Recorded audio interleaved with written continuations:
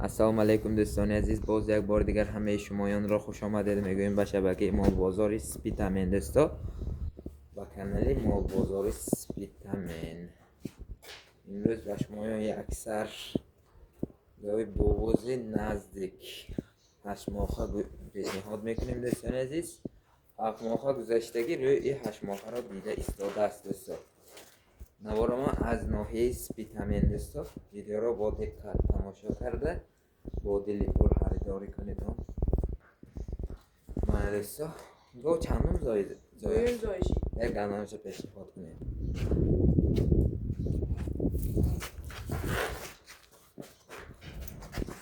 من دوستان عزیز 6 دمی 8 شدگی می 8 دندان گوسالگیش را ایواز کردگی است.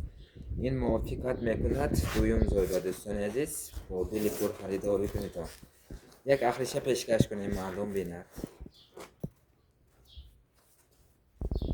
من دوستان عزیز بعد زایدنش 4 پستانش به کفالت داده می شود. گو عقل است، یگان هل شرط بزنه سلطی پس ندارد دوستان عزیز.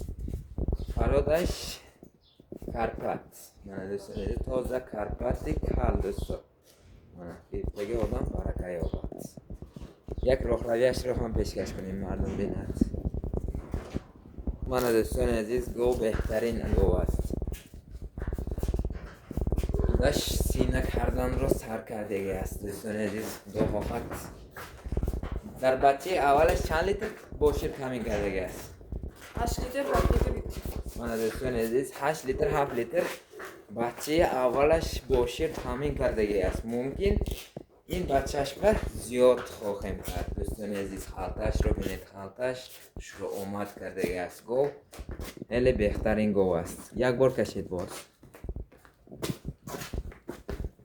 نرخش رو پیشکش کنیم 20500 سامان. ارزانتر کنید مردم گیرت برکه یابد. 20000. باز یک مقدارش ارزان کنید جمع بس میکنید. راست کشید. من دوستان عزیز 19800 سامان نرخنامه پیشنهاد گردید. باز ارزان میشود دوستا. باز معامله دارد.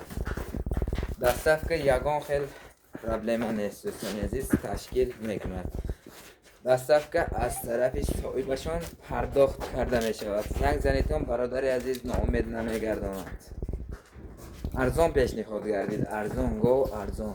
خودم رو هم حواسم آمد توصیه می دهم هر یک دی شمایان دوستو. گیریتان برکه یابیتان.